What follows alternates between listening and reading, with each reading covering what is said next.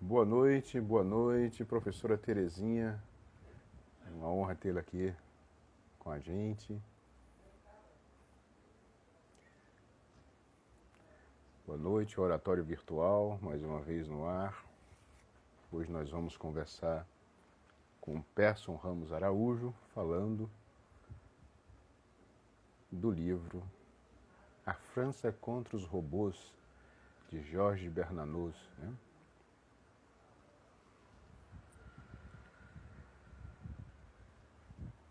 Boa noite, professora. O meu caríssimo Persson já está no ar. Deixa eu colocá-lo para dentro do recinto. Aqui.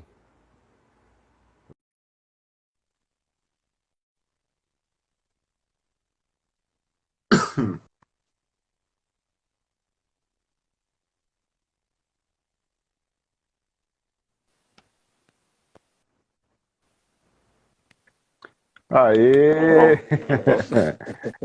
Boa noite. Buenas, caro cara.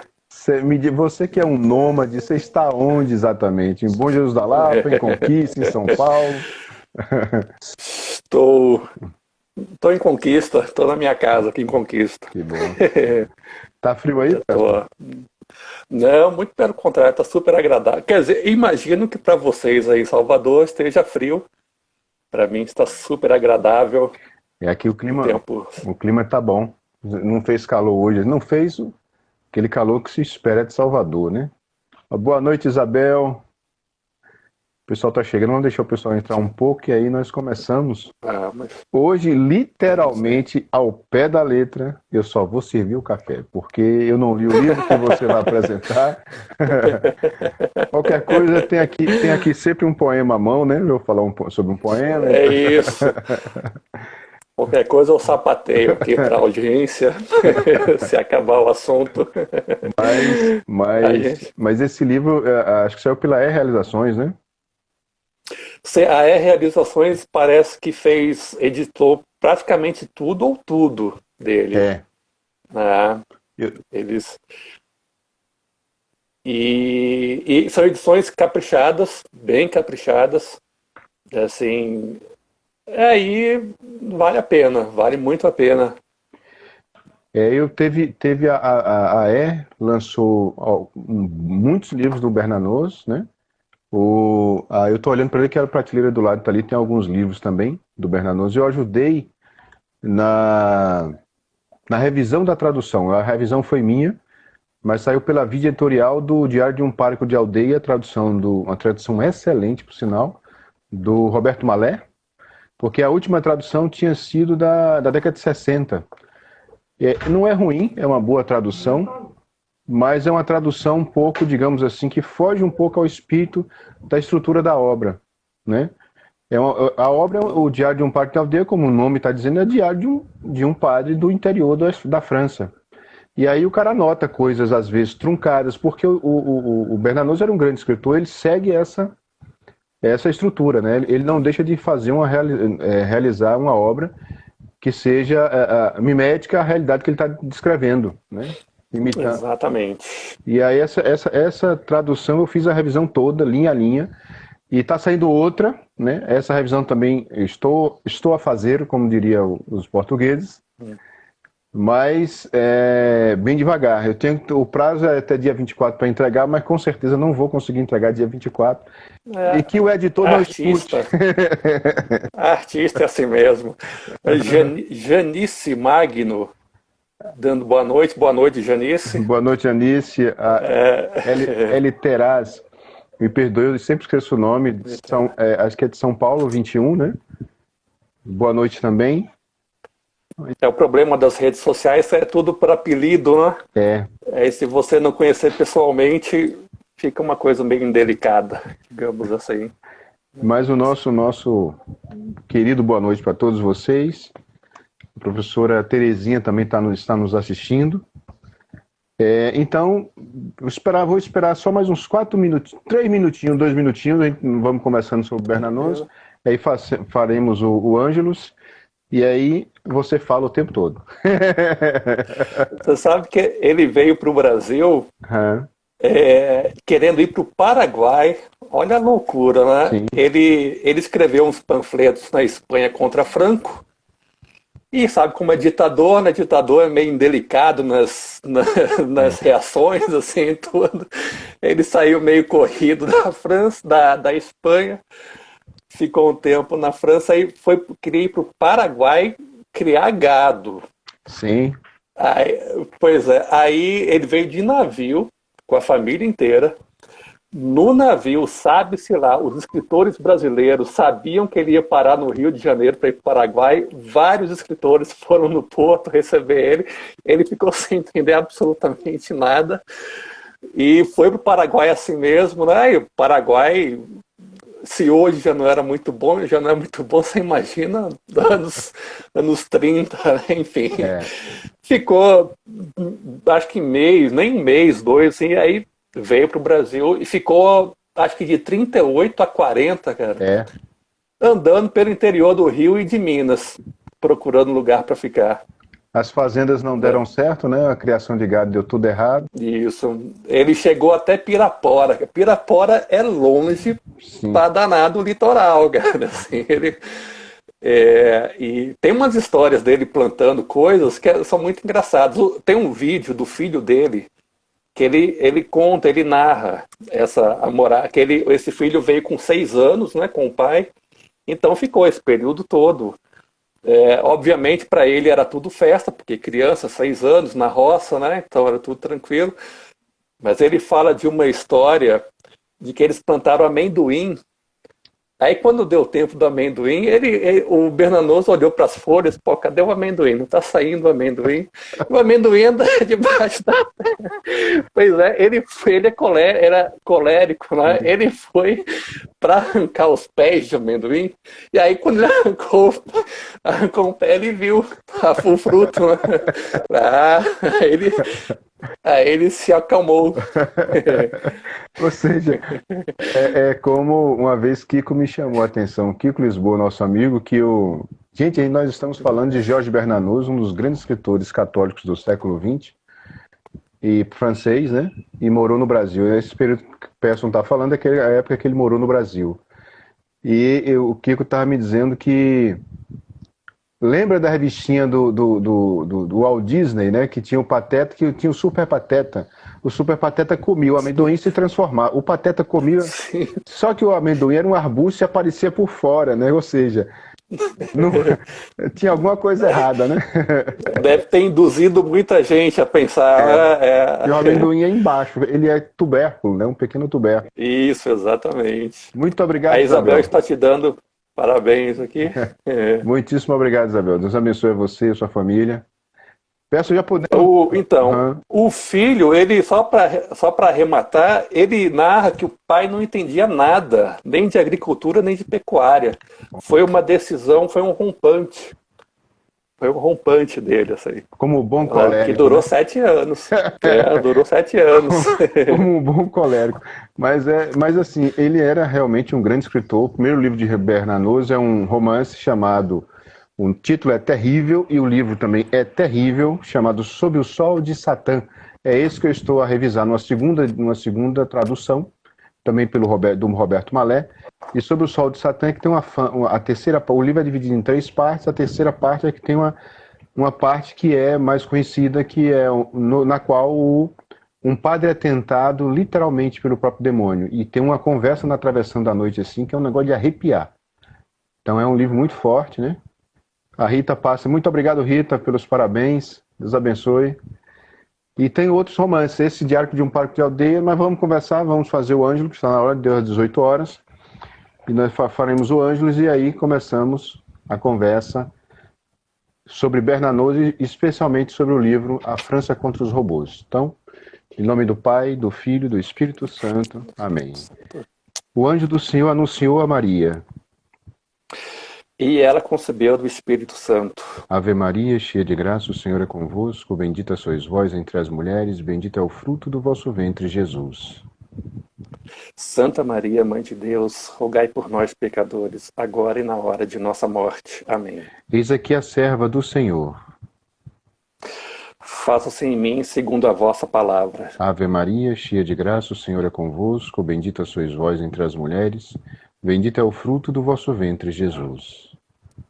Santa Maria, Mãe de Deus, rogai por nós, pecadores, agora e na hora de nossa morte. Amém. E o Verbo se fez carne. E habitou entre nós. Ave Maria, cheia de graça, o Senhor é convosco, bendita sois vós entre as mulheres, bendito é o fruto do vosso ventre, Jesus. Santa Maria, Mãe de Deus, rogai por nós, pecadores, agora e na hora de nossa morte. Amém. Rogai por nós, Santa Mãe de Deus. Para que sejamos dignos das promessas de Cristo. Em nome do Pai, do Filho e do Espírito Santo. Amém. Amém. Pronto, então é isso. O oratório virtual, orando com você e por você. Eu e minha casa serviremos ao Senhor. Predicata super tecta, né? Pregando o Evangelho sobre os telhados. Pearson já atualizou o site, então oratório, www.oratoriovirtual.org, tem material novo, e aí daqui a uns 10 dias teremos mais material novo, né? Eu ajudo, o Pearson aqui faz toda a alimentação do site, e ele também prometeu uns textos aí, mas até agora... É brincadeira, você já faz pra caramba, né?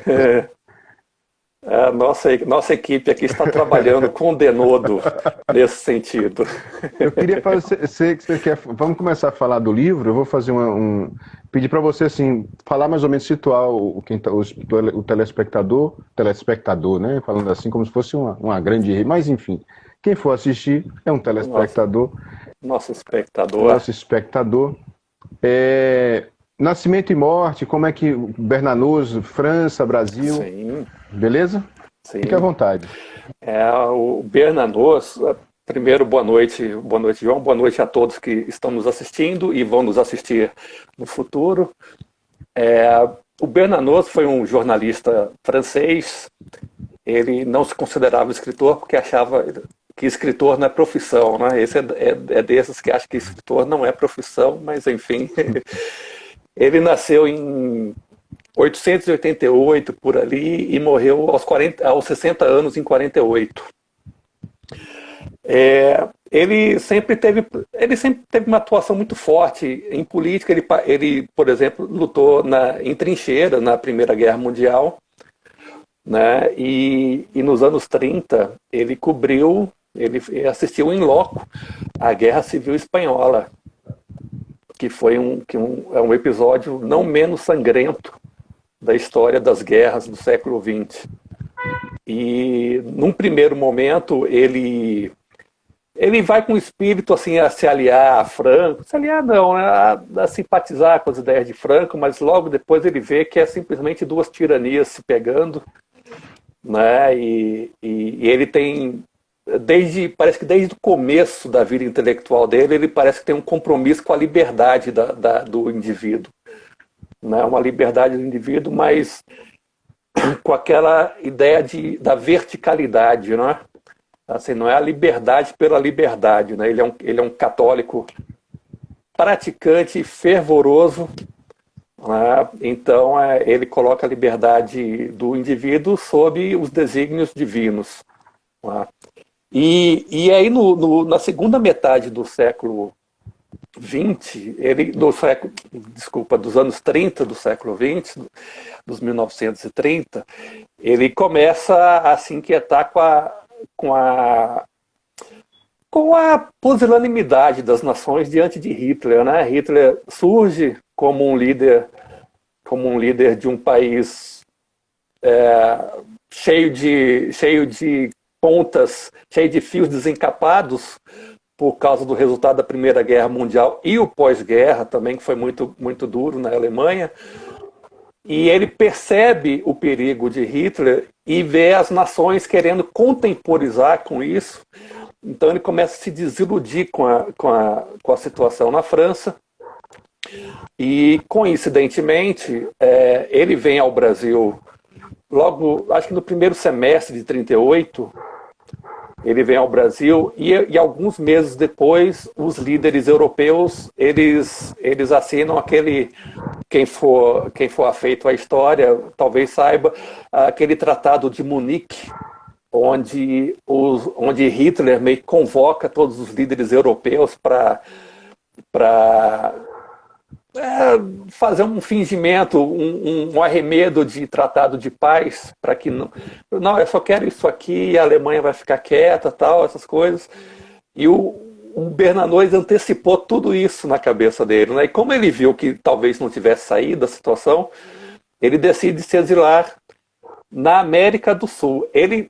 O plano inicial era o Paraguai, vai saber por quê, né? Mas por um capricho do destino, num dos pontos, numa parada no Rio de Janeiro, vários escritores, sabe-se lá como, sabem que ele está chegando no Rio de Janeiro para ir para o Paraguai e vão ter com ele. E esse episódio é capital na decepção que ele tem com o Paraguai. Como ele se decepcionou com o Paraguai, ele se lembrou da recepção que ele teve no Rio de Janeiro. E voltou. E voltou e veio para o Brasil. Né? E aqui no Brasil ele escreveu em vários jornais. Ele foi amigo do Assis Chateaubriand. O Assis Chateaubriand, na época, já era dono de vários veículos de comunicação Brasil afora. E ele escreveu, e encrenqueiro do mesmo jeito. Assim, o Monir Nácia, ele deu esse adjetivo pro Bernanos. Ele era colérico e encrenqueiro. Onde ele passava, ele criava alguma encrenca, alguma coisa. E no Brasil não foi diferente. Ele reagia muito sem pensar, escrevia muito sem pensar. Assim, então, vários artigos dele criaram inimizades e mal entendidos. Mas ele não veio para o Brasil para ser jornalista, ele veio para o Brasil para ser fazendeiro, que é outra coisa que também sabe-se lá o que se passou na cabeça dele. Tem uma entrevista do filho dele, é uma entrevista em francês, mas tem em legendas com português, que ele narra todo por que o pai se decidiu vir, né, para a América do Sul e como foi essa estadia na América do Sul.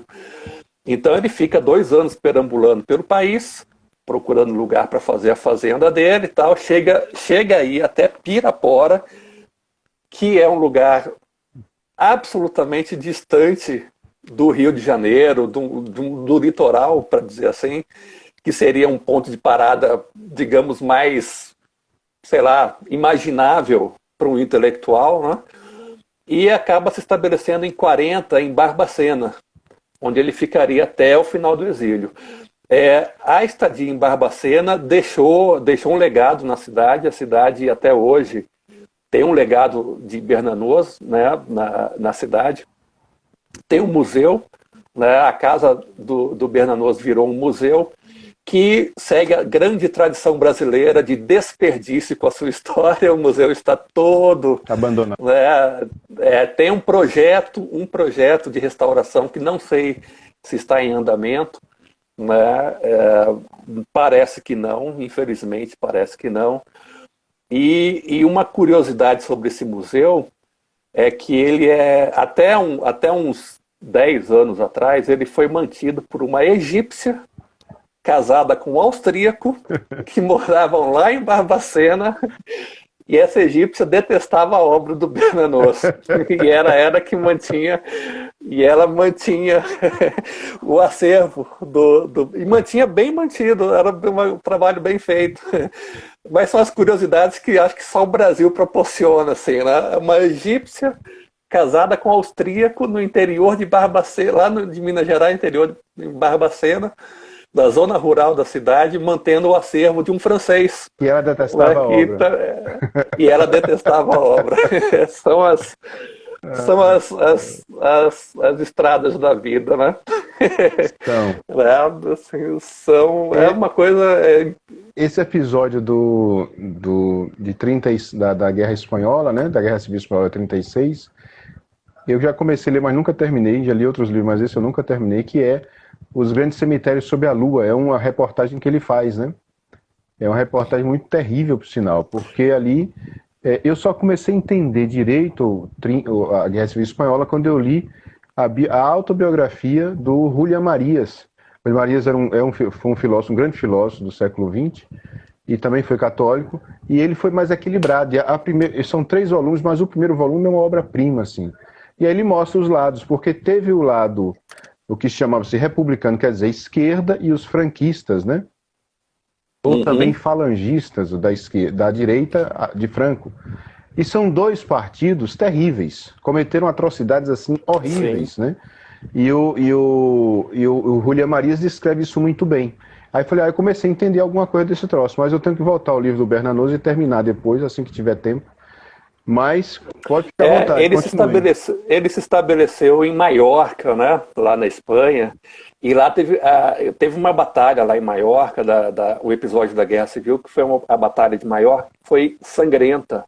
Foi uma coisa sangrenta que, segundo o Bernanos, mas segundo os historiadores como uma forma geral, eles eram mortos assim às dezenas diariamente.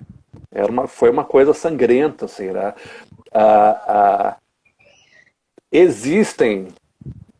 Existe até hoje pessoas que contemporizam com Franco e Salazar, né? Pela proximidade com o catolicismo e tudo. Mas é uma armadilha, assim, que o Bernanos não caiu. Na minha opinião, é uma armadilha, né? Mas é mesmo. Porque É mesmo. o catolicismo não tem nada a ver com...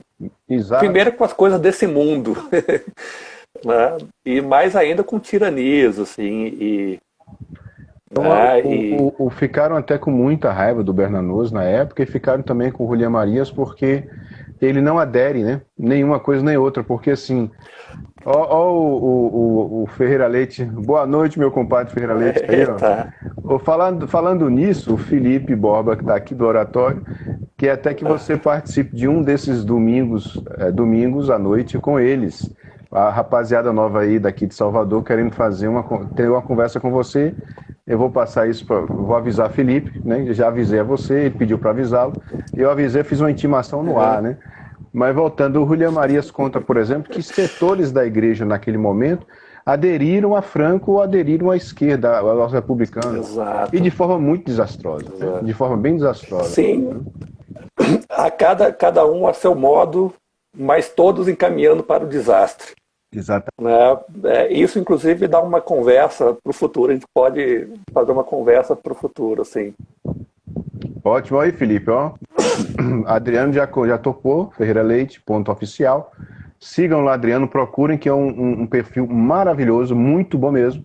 E nós estamos a aproveitar e vender meu surubim, né, que eu sou do São Francisco, meu surubim.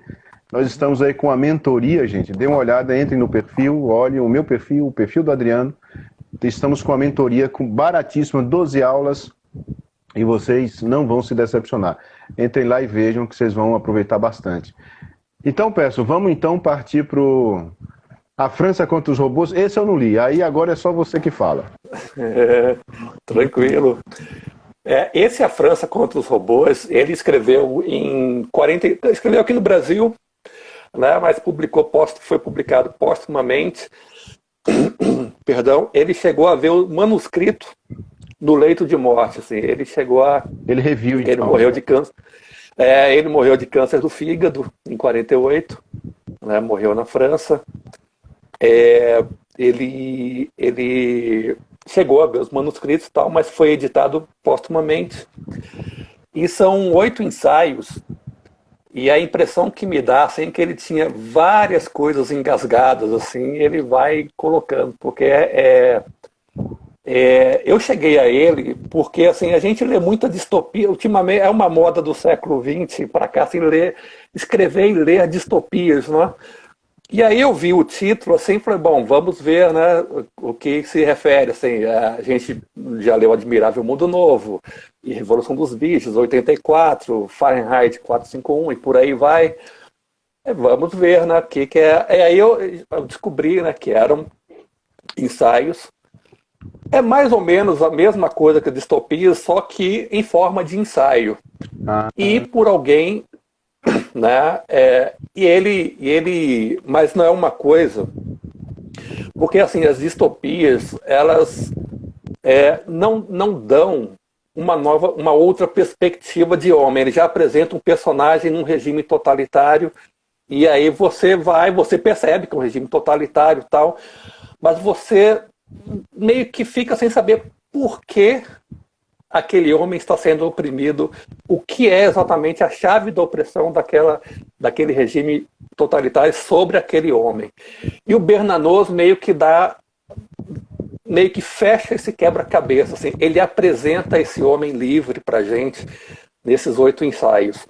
E o homem que ele apresenta, eu fiz, para você dizer que eu não estou fazendo um texto, que eu não faço texto para o oratório, estou preparando um texto para o oratório a partir do França contra os Robôs, que para esse homem que ele apresenta é um homem pré-revolução francesa e ele é praticamente um alienígena.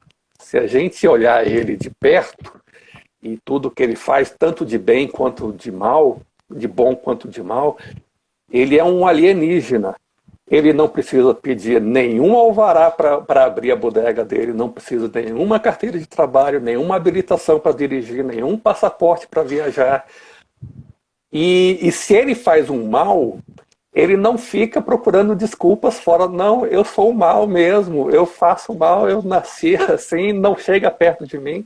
Então, assim, é um homem livre, plenamente responsável pelos seus atos. Não só isso, defendido por autoridades da comunidade local, né? Então, assim, ele vive sob o poder descentralizado. Isso é antes, ele está descrevendo um homem pré-revolução francesa. Pré-revolução francesa. É um alienígena hoje. Hoje é um alienígena. É um alienígena completo hoje. Ele vive sob uma comunidade que tem um poder local, uma autoridade local, assim, às vezes não é o nosso 3 poderes locais, assim, né, judiciário, legislativo e tal, mas com poder moderador, né, assim, e era para você ver o tanto que é alienígena, essa autoridade local, ela tinha poder de não concordar com o decreto real. Então, assim, se o rei decretasse, olha, hoje 2 mais 2 são 5, o parlamento local poderia, em votação, às vezes popular, às vezes só do parlamento, dizer, olha, não concordamos com o seu decreto, então aqui nós vamos continuar. São situações absolutamente inimagináveis nos nossos dias. São mesmo. Inimagináveis. Eu passei 2 semanas assim, refletindo se tem alguma coisa que chegue perto disso hoje em dia, de você simplesmente passar uma vida inteira sem nem saber nome de prefeito, nome de deputado, nome de governador, nome de presidente. Acho que não existe, infelizmente não existe. Assim. Isso dá pra gente tirar também, assim, ó, gente, aí as consequências, tem consequências positivas, tem, mas isso é tudo que nós vivemos hoje, isso que o Pearson acabou de descrever, essa liberdade incrível, é pré-revolução francesa, 1750, 1780. Isso. A partir de 1789, a Revolução Francesa, de lá para cá, toda essa grandeza do Estado tomando conta do indivíduo é consequência. Tudo bem, não é consequência direta, mas é grande consequência da Revolução Francesa. Foi germinado ali. Foi germinado ali, assim. Não que o Bernanos, ele ilustra que muito líder da Renascença, muito rei, muito papa na época da Renascença, até, assim, flertaram intelectualmente com a ideia de controle social, mas ninguém chegou ao ponto de externar isso de alguma forma. É a Revolução Francesa que inaugura isso, e por incrível que pareça, ela inaugura isso querendo derrubar o absolutismo, né? Com a intenção de derrubar o absolutismo. Ela cria as condições de você cercear a liberdade do indivíduo. Um dos primeiros atos tem dois primeiros atos que meio que vão ilustrando isso. Foi a Revolução Francesa, por exemplo, que acabou com a... Eu esqueci o nome da casa, mas acho que é a Casa dos Comediantes, que foi criada a partir a partir do Teatro de Molière, né? O Teatro de Molière desembocou na Casa dos Comediantes, que hoje é uma casa estatal, mas a Revolução Francesa fechou essa casa, né? Não queria comediante, obviamente, dissecando, né, as mazelas da Revolução. E uma outra coisa que é bem banal hoje para a gente a Revolução Francesa instituiu, os revolucionários, né, instituiu a identificação obrigatória das digitais, né, e o serviço militar obrigatório não é napoleônico. É anterior. Ela era da Revolução Francesa. Assim, né? E o Bernanos identifica nisso as impressões digitais. É uma coisa banal, mas aquela coisa assim, poxa, mas antigamente só quem era importunado era o malfeitor, era o bandido. É ele que deveria deixar suas digitais tal para o pessoal. E hoje, o que o Bernanos intuiu? De que esse homem que reclamou dessa medida, ele intuiu que lá na frente o conceito de crime pode ser completamente diferente e uma coisa que teoricamente é banal e corriqueira se tornar um crime, do que ele estava completamente certo. Mais tarde chegaremos lá.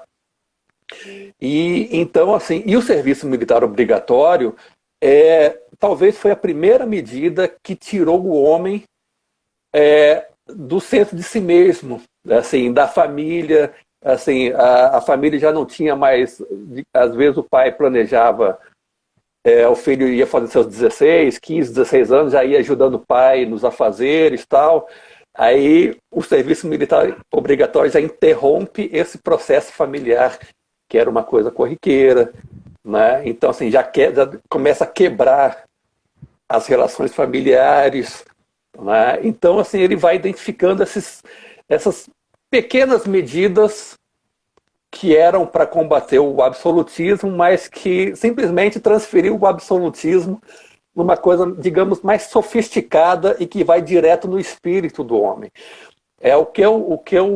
Um resumo que eu fiz assim muito, que me veio, é que o livro ele mostra como as revoluções e os sistemas políticos vão espicaçando a alma desse nosso alienígena.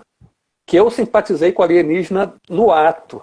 Assim, quando você vê o que ele fazia, como ele agia, como ele se via na comunidade, você simpatiza com ele no ato, porque é uma pessoa senhora de si, mas responsável por si e pela comunidade. Que é uma coisa, assim, para mim, básica do ser humano, básico do ser humano. Claro, claro.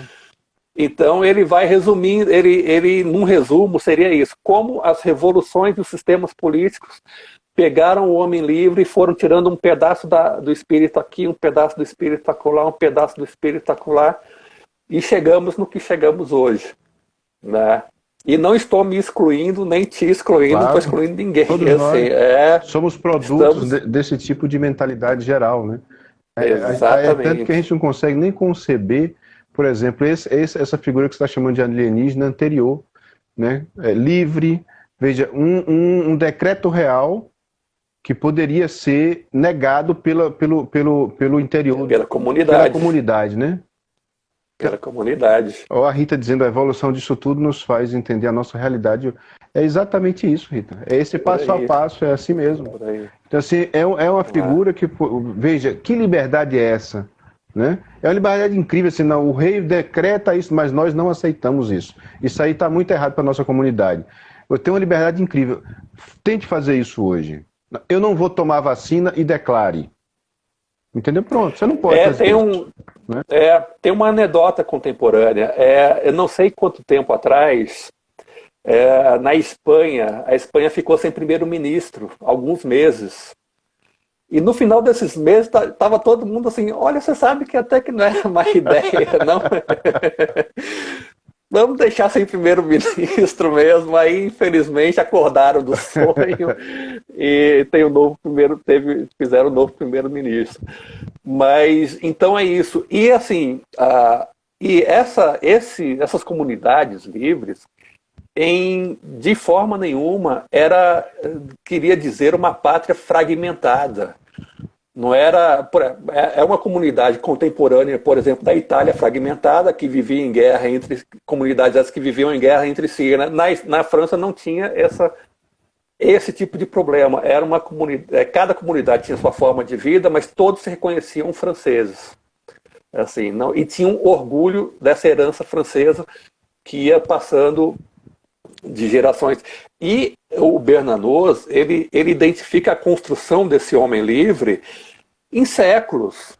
Não é uma coisa assim, hoje eu acordei e vou ser livre. Não, séculos e séculos de tentativas e erros, de acertos e de guerras inúteis, que ele percebe que são guerras inúteis e, enfim, ele vai aprendendo e vai se descobrindo e vai se moldando, né, a tradição, né? Essa é a verdadeira tradição, né? Exatamente. E aí vem o primeiro golpe, que é a Revolução Francesa, né? Começa a matar o espírito desse homem. E da Revolução Francesa vem Napoleão, com as suas guerras napoleônicas, que por mais nacionalista que isso seja, são guerras estúpidas, né? Assim, assim, aquela coisa, né, do semideus, né? É a era dos semideuses modernos, né? Ele acha que está acima do bem e do mal e quer conquistar a Europa, enfim. E só não conquistou Portugal, um parênteses que não podemos esquecer. Ele conquistou, mas o português enganava tanto os franceses, assim, que ele se desgostou e saiu meio por conta própria. Mas, enfim. E aí, uma coisa meio cruel que ele vai apresentando pra gente é que, por exemplo, é uma coisa até fica na minha cabeça, uma frase: 150 anos depois da Declaração dos Direitos Humanos, Hitler dominava a Europa. Pronto, né? Já dá para saber o resultado da Revolução Francesa, né? Assim, mas assim, a Revolução Francesa é um dos pilares. Um segundo pilar que ele identificou, que eu também tendo a concordar, foi a Revolução Industrial inglesa, né? Porque a Revolução Industrial ela lançou a humanidade, assim, em um curtíssimo espaço de tempo, a uma capacidade que o ser humano não estava exatamente acostumado e nem esperava sobre isso. Então você sai de uma sociedade camponesa, artesã, tal. 1 ano, 2 anos depois, você tem uma máquina que produz aquilo que você fazia em um mês, ele faz não sei quantos em um dia, né? E então, assim, esse episódio também, segundo Bernanos, e eu tendo a concordar, contribuiu muito para achatar o espírito humano, porque você chegou numa era que você simplesmente não para pensar, né? Você entra na fábrica, sai, na época, 12, 13 horas depois, dorme, no outro dia volta para a fábrica, fica lá mais 12, 13, 14 horas, e isso desde criança. Isso só foi se corrigir décadas do início. Né? Então, assim, e quando isso foi corrigido, isso não anulou a especulação financeira, né? Porque, assim, eles, tá, tudo bem, vamos diminuir as horas, criança não trabalha, velhinho não trabalha, beleza. Só que, assim, eles não conseguiram eliminar o gene da especulação financeira. Então, o que começou a acontecer? De um lado, as ideias revolucionárias, e de outro lado, a especulação financeira manipulando mercados. E a manipulação de mercados é o quê? Você derrubar empresas a bel prazer para você comprar barato, para vender mais caro, numa definição bem grosseira. Só que esse processo você desemprega legiões. Né? Da mesma forma que a revolução, você achata o espírito de legiões. Né? Então, assim, toda uma massa ficou à mercê dessas forças. Entendeu? E aí vem o terceiro pilar, que ajudou que segundo Bernanos, ajudou a pavimentar esse processo, que são os intelectuais.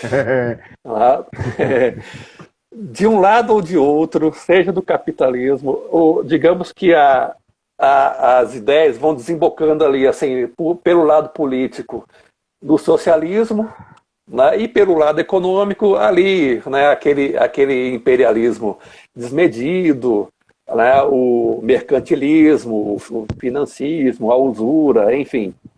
São forças que oprimem o espírito humano. Isso aí não se pode negar. Então, cada um a seu modo, Revolução Francesa, Revolução Industrial, foi cercando o espírito humano, né? Mas aí que tá, não tinha ninguém para dizer assim, minha gente, calma, minha gente, vamos por outro caminho, ou vamos pensar melhor. Não tinha. Infelizmente, os intelectuais, né, foram uma parte, assim, meio que, não diria determinante, mas preparou muitos espíritos. O Paul Johnson, que tem um livro chamado Os Intelectuais, ele traça esse perfil de cada um, ele faz uma introdução muito boa, mas ele pega, principalmente do mundo inglês, mas pega alguns dos franceses e alemães, mas mais do mundo inglês, ele diz quando termina, né? Quando a intelectualidade, a imprensa ganha muita força, né? O jornalista, né? O jornal, aquele intelectual, aquele estudioso que não era intelectual, aquele estudioso que era monge, ou que era padre, ou que era um mecenas no seu gabinete de estudo e tal, e era uma coisa mais privada, aquilo ali ainda tinha voltado a muita questão da verdade e tudo mais. Um legítimo observador. Um legítimo observador. Quando isso se torna, isso se massifica e começa mesmo, pré-revolução ainda, né? Tem livros sobre isso, uns livros bem interessantes sobre isso. Então você tem comércio, primeiro tem um lado bom, assim, porque o mercado livreiro começa a encorpar, né? Chega livro mais para todo mundo e tal. Mas aí também começam os intelectuais a aparecerem, na verdade, por exemplo, um Voltaire, né, que tem coisas ótimas, mas o Voltaire, por exemplo, quando escreve sobre religião, né, o padre Leonel Franca, no livro Psicologia da Fé, denuncia bem isso ele, né? Falou assim, que era completamente um asno para escrever sobre ele, era burro mesmo, era um jornalista. O próprio padre indica um biógrafo do Voltaire, e o biógrafo, um dos melhores dele, reconhece, de religião, ele não entendia nada, era só um escritor jornalista. Mas ele se coloca como um grande intelectual e direcionador de tempos, né? E aí dá bode. Mas uma provocação, peço, uma provocação para você. Na Revolução Industrial, a gente sabe todo esse impacto, é verdade, isso aí todos nós sentimos. Mas essa questão das benesses para todos, digamos, todos no sentido, entre aspas, digamos, melhoria de eletricidade, isso aqui que nós estamos tendo agora, que aqui isso é fator ainda também. Como é que o Bernanos ou você vê isso com o Bernanos, como é que você veria isso? O Bernanos, com a Revolução Industrial, o que ele pondera, ele não se coloca assim contrário à Revolução Industrial. O que ele pondera são duas coisas. Primeiro, retratá-la como uma evolução natural da humanidade, porque ele acha que não foi natural pelo tempo que levou. Assim, foi uma coisa muito acelerada. Foi acelerado. É como se ele coloca, inclusive, uma imagem forte. Acho que é no 7º ensaio, ele coloca o processo de evolução industrial da Europa, ele coloca não como um crescimento de um organismo, como um crescimento natural de um organismo, mas como um crescimento de um câncer. É uma imagem forte. É verdade. Mas que, assim, serve de... É interessante a gente refletir, porque é aquilo, né? São 2 guerras mundiais. Não, o passo assim, a passo não é bonito. Bombas atômicas. É uma né? a capacidade de destruição da Terra em segundos é uma realidade. Né? Então, assim... Você sabe que tem uma coisa que quando eu li a primeira vez, não entendi. As ideias têm consequências é só pelas realizações também, esqueci o nome do autor. Sim. Mas você sabe quem é. E aí no final, mais pro final, bem no finalzinho do livro, ele cita o Churchill, né? O grande estadista britânico. E aí Churchill fala assim, quando explode a primeira bomba atômica, Churchill fala assim, quando eu li a primeira vez eu não percebi. É uma frase que esse autor cita do Churchill. Ele fala assim, os deuses esconderam da antiguidade alguns mistérios, alguns segredos.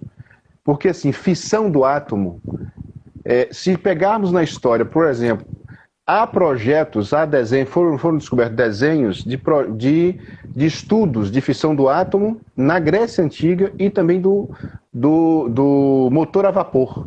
Só que os caras, acho que parece algo, quando você vai ler a coisa, parece algo assim, isso não vai dar com o que presta, então vamos parar por aqui. Aí parece, ou seja, é nesse sentido que o Churchill está falando, né? Esconder alguns detalhes da natureza, porque é o seguinte, se você vai, é perigoso. Onde chegamos, né? Bomba atômica, né? Ao mesmo tempo temos penicilina, claro, né? Foi descoberta a penicilina. Mas assim, o poder de destruição em massa, meu amigo, é um negócio assim que é perigoso extinguir tudo mesmo. Eu diria que talvez para o Bernanos a evolução, uma evolução seria o quê? Aquilo que concorresse para uma elevação humana, assim, entendeu? Uma real elevação humana. Aí agora vai a reflexão. O que?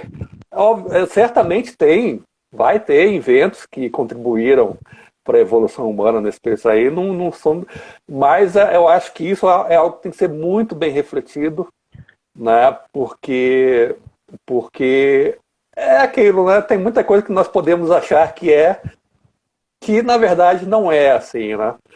E se a gente parar para pensar assim, quanta inutilidade a gente pensa, compra, come, vive, né? Vive. É o essencial que fica sempre fora. O essencial fica fora, né? O necessário, né? O essencial fica fora, assim. Porque se a gente parar para pensar o que é realmente necessário mesmo, pouca coisa. Cabe numa casca de nós. Continua sendo difícil de fazer, viu, gente? Não estou dizendo que é fácil, não. Mas, assim, que é uma ideia de foco. A gente fica com a cabeça em várias coisas, em uma órbita enorme. E, de repente, essa órbita é bem menor do que imaginamos. Mas também da condição humana, né? Porque, assim, o bicho humano não pode deixar muita revelia, porque senão dá corda, né? Dá besteira, vai fazer besteira, não tem jeito. Se der corda, eu fico pensando, por isso que eu digo sempre que a igreja é objetiva, prática e sábia, né? Não é aquela objetividade burra nem praticidade burra, mas a sabedoria, na verdade. Porque assim, vá por aqui, meu filho, faça isso. Por isso tantos livros e tantas práticas espirituais em direção à ascese e tudo mais. Porque assim, eu sempre comparo os nossos desejos, o nosso psiquismo, de modo geral, com aquele jardim que é deixado à revelia. Cresce tudo quanto é praga. Sim. Né? É uma floresta... É o Jardim das Delícias do Bosch. É aquilo ali. Pega o tríptico, o quadro do Jerônimo Bosch. Procurem, está disponível na internet. É enorme, procurem de preferência em alta resolução, que você vê os detalhes. Como o João falou, é aquilo ali. É aquilo ali. Assim, né? Por isso o autocontrole, buscando isso, né? Tanto se nos deixarmos, se comermos demais, passamos mal, né? Se deixamos os desejos sexuais à vontade como quer todo o século XX e XXI. Só vai dar aberração, vai dar perversão e aberração. né? Então, por isso que a igreja é aquele recuo para avançar, né? O bom recuo para avançar. Sim, sim. E a ideia de luz do mundo não é em vão, né? Porque dos modos de você quebrar o espírito de alguém é com medo, né? Assim, com medo você quebra o espírito de alguém, né? E essa França, no França contra os Robôs, ele é engraçado, ele não chega a falar sobre a formas assim deliberadas de manipulação de massa, que é uma coisa que no segunda metade do século XX, para a gente já é uma coisa, a gente já observa. Existem formas deliberadas de manipulação de massa, não é uma teoria conspiratória, existem, assim, e não são forças políticas, assim, as forças políticas estão num determinado, digamos, eu não gosto da imagem da pirâmide, mas enfim, na pirâmide é uma força intermediária de manipulação de massa.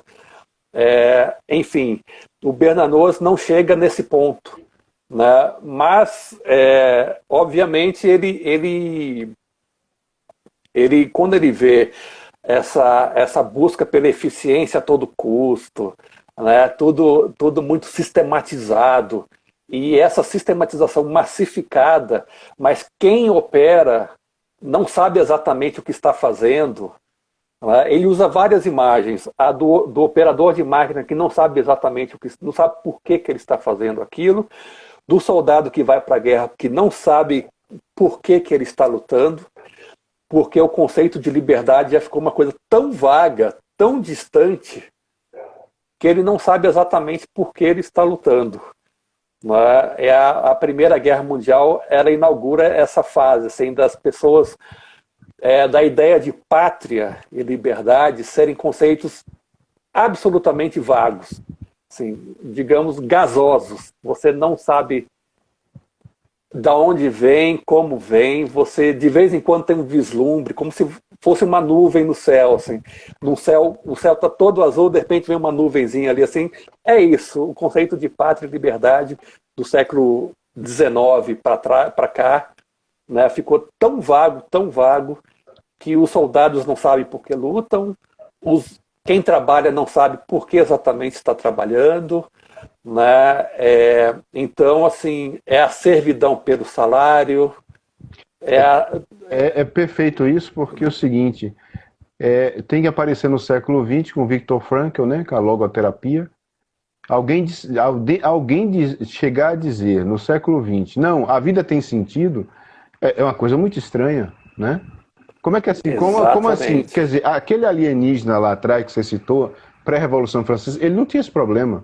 Vocês podem pegar o índice de suicídio, é mínimo, de depressão praticamente não existe. Então, assim, alguém tem que chegar no século XX. Não, gente, a vida tem sentido, calma lá. Não é? Uma objeção que os modernos fazem ao nosso simpático alienígena é dizer assim, mas morria cedo. Morria cedo, mas realizava as coisas. As coisas estavam realizadas, por menores que sejam,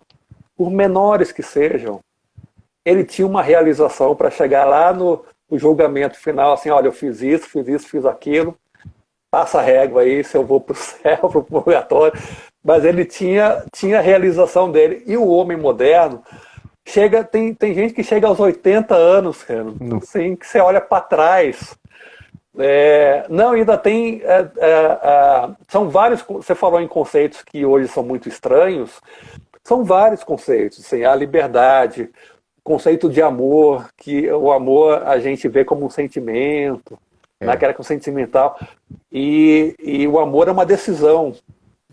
A gente aprende com o tempo. Assim, amor é uma decisão. Assim, você decide amar a coisa, alguém, né, uma ideia.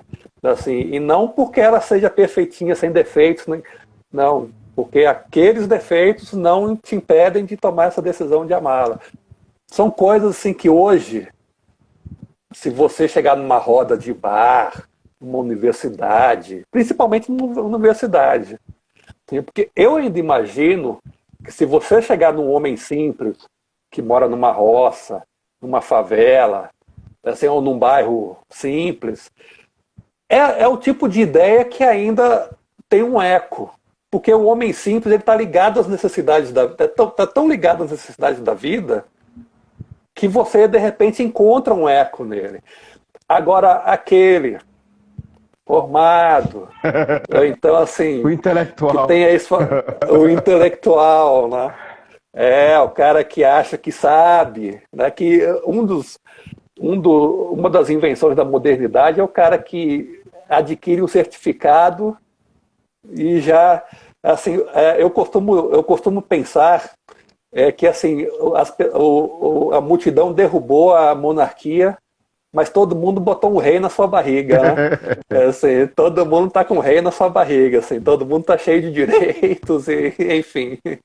É assim mesmo. E então, assim, esse nosso alienígena ele não é nascido de graça, não vem assim, como a gente falou, não é uma massa que decidiu obedecer à comunidade ou servir à comunidade. É um espírito que se une a outros espíritos que vão formando uma tradição paulatinamente. E aí dentro desse espírito tem amor, tem compromisso, tem um sentido de vida, né? Tem vários ingredientes que hoje, se você for formar alguém, se você pegar um bebê e formar esse bebê sob esses compromissos, esse adulto vai ter muitos problemas na sociedade, porque ele vai ser chamado de excêntrico. Isso, inclusive, o Bernanos ele antecipa. Vai ser chamado de excêntrico, ou então assim, ele não se adequa às normas da sociedade, né? Ele não está preparado para viver em sociedade, e por aí vai, né? Ou clandestino. São vários nomes para o espírito livre. E quando a gente fala espírito livre, não é só aquele que faz o bem, não. O espírito livre é livre mesmo. Eu quero que o espectador entenda que esse homem livre ele tem responsabilidade sobre si mesmo. Não é libertinagem de fazer o mal pelo mal e depois sair falando, porque meu pai me batia, ou minha mãe fez uma sopa sem sal um dia, eu fiquei traumatizado. Não é esse homem, não. Eu estou falando do homem assim. Imagina, por exemplo, que antes do serviço militar obrigatório, o rei, quando o rei decidia entrar em guerra com alguém, era uma decisão assim, que ele podia até dar aquele grito enérgico no gabinete dele, mas ele tinha que sair mendigando nos mercenários para fazer o exército. Ele não era assim, tinha um exército pronto para... Não. Ele tinha que sair nas comunidades, quero fazer uma guerra ali, assim. Então ele tinha que sair convencendo as comunidades. E quase sempre ele tinha que pagar mercenários. E esses mercenários, homens livres que eram, eles sabiam que eram maus. Eles não chegavam nas comunidades assim, olha, aceita como eu sou. Não, nada disso. Ele era mau, ele era parte das comunidades. Ele sabia que assim não era flor que se cheira. Assim, enfim, responsabilidade sobre si e os seus atos, que é outro conceito absolutamente estranho. Ainda mais nesses tempos a gente entra nas redes sociais, todo mundo é perfeito, feliz, sorridente. Se você falar que tem um defeito, todo mundo já vai saindo assim de fininho, não sei o quê. Então esse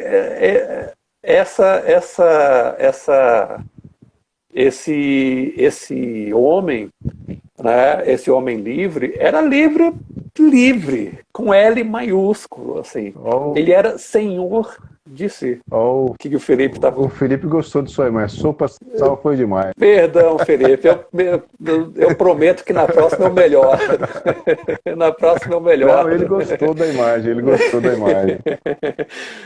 Porque hoje é isso, né? A pessoa é má, faz uma maldade, ou vive de uma forma nociva para si mesma, né? E chega lá na frente, quando a conta é cobrada, E o Bernanos ele antecipa que essa busca desenfreada pela eficiência, esse controle por algum intelectual, algum político, controlando seus pensamentos, sua forma de pensar, iria desembocar nessa pessoa.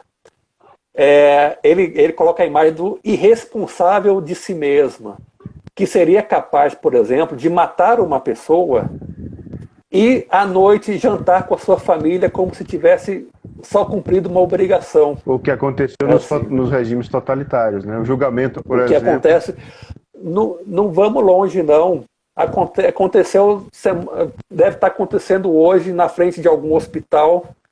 Se você estiver doente, seriamente doente, for no hospital aqui da Bahia, estou falando da Bahia, audiência, e não tiver, por exemplo, um determinado documento que prove que você tomou determinada dose, determinado remédio, você mesmo doente, periga você não entrar nesse hospital. E a pessoa que te impede de entrar no hospital não vai se dar conta que está impedindo você de curar uma doença. Assim, e vai para casa, ainda vai comentar com a esposa, com o marido, assim, que fulano criou problemas. Que fulano criou problemas. Não precisa. Você vê que não estamos no totalitarismo, mas estamos num regime de controle de espírito. Já estamos num regime de controle de espírito. E essa eu acho que é a grande necessidade do França contra os Robôs é essa, você começar a tomar ciência do seu próprio espírito, começar a ser senhor de si. Assim, isso não quer dizer expulsar Deus da sua vida, muito pelo contrário, é exatamente o oposto. É exatamente o oposto. Você não é um falso paradoxo dizer que a escravidão a Deus, a servidão a Deus é uma anulação da sua própria vida. Não. É um falso paradoxo. Não é um paradoxo isso. É exatamente a chave da sua liberdade. Com certeza. Assim, então, o França contra os Robôs, ele se faz necessário nisso, para as pessoas. Quando é bom você ler, assim, lê um ensaio, descansa um pouquinho, porque dá um gatilho, você olha para tudo e para todos, assim, com um ar assim, de revolta. O Mounir Nasser, ele deu o adjetivo de quixotesco para o Bernanos, né? Ele acha que o Bernanos está toda hora lutando contra moinhos de vento. Eu não gostei muito dessa definição, mas quando você lê os ensaios, você realmente algo muda na sua forma de olhar o mundo, assim, muito mais do que o 84, muito mais do que a Revolução dos Bichos e Admirável Mundo Novo. Se o nosso amigo do outro lado tiver interessado em distopias, eu diria para ele não ler as distopias e ler o França contra os Robôs, que eu acho que é uma injeção assim, em doses cavalares de verdades bastante inconvenientes, de que fazemos parte, infelizmente fazemos de uma forma ou de outra, né? Mas ele é muito necessário por isso, para você começar a ser senhor de si. Assim, né? Parar, assim, você vai ter que conviver com o Estado, vai ter que conviver com intelectuais, vai ter que conviver com coisas ruins. Não é esse o problema, é como você reage a isso. Vai ter mais clareza também de tudo, né, pessoal? Clareza. Isso. Porque se você parar para pensar, seu amigo da audiência parar para pensar, hoje nós sempre pensamos naquela coisa assim, é capitalismo ou socialismo? É comunismo ou é isso? Não. Nós somos livres ou não somos? Se eu quiser abrir uma barraquinha de doce de leite na praça, eu vou ter que pedir autorização para alguém? Ou vou poder simplesmente botar minha barraquinha de doce de leite e vender e viver minha vida, né? Assim, me defendendo como eu quiser? Essa que é a discussão. A gente precisa tirar a discussão, o eixo da discussão, não é sobre sistemas de governo, ou de política, ou de Eu sou livre ou não sou? Essa que é a discussão. É para esse ponto que o Bernanos começa a direcionar para a gente. É isso. Por que eu preciso de uma CNH para dirigir? Eu preciso saber dirigir. Por que eu preciso de uma carteira de trabalho para trabalhar? Pelo amor de Deus, gente. Assim, são coisas nesse. É o básico da nossa vida. Eu preciso de uma autorização para andar. Eu preciso de uma autorização para trabalhar uma necessidade da nossa vida. Por que eu preciso de uma carteira de trabalho para fazer uma coisa que é necessária para a nossa vida? Então, assim, nós não somos senhores da gente, de nós mesmos, entendeu? E não é uma coisa meio involuntária, assim, né? Foi uma coisa que foi construída, assim, digamos que é uma tradição totalitária, digamos assim. Né? Se o anti-homem existe, como diria o Nelson Rodrigues, digamos que esse anti-homem já tem a sua tradição totalitária nascida da Revolução Francesa, vinda com a Revolução Industrial, aí vem com o controle do Estado e sistemas de governo, cada um tirando a liberdade do homem de uma forma, assim, né? por um caminho. Maravilha, Peço. Chegamos ao nosso final. Você fechou com chave de ouro. Eu falei que eu só ia servir o café, tá vendo? E foi o que eu fiz. Espero. Então, finalizamos. Deu 1 hora e pouco agora. E domingo que vem, gente, a gente volta. Se o Felipe não vier com o Adriano, eles vão preparar alguma coisa. Voltaremos, peçam eu, comentaremos mais alguma coisa, um livro, uma coisa assim. Né? É bom que já fica instigando aqui, peçam, lê outro livro aí, procure outro livro. Tá bom. Eu vou preparar alguma coisa e tal, e nos vemos semana que vem, oratório virtual, orando com você. Sim, por você, sim. Eu e minha casa serviremos ao Senhor. Peçam, valeu mesmo, muito obrigado, fiquem com Deus, rezem sempre. Certo, até mais, gente.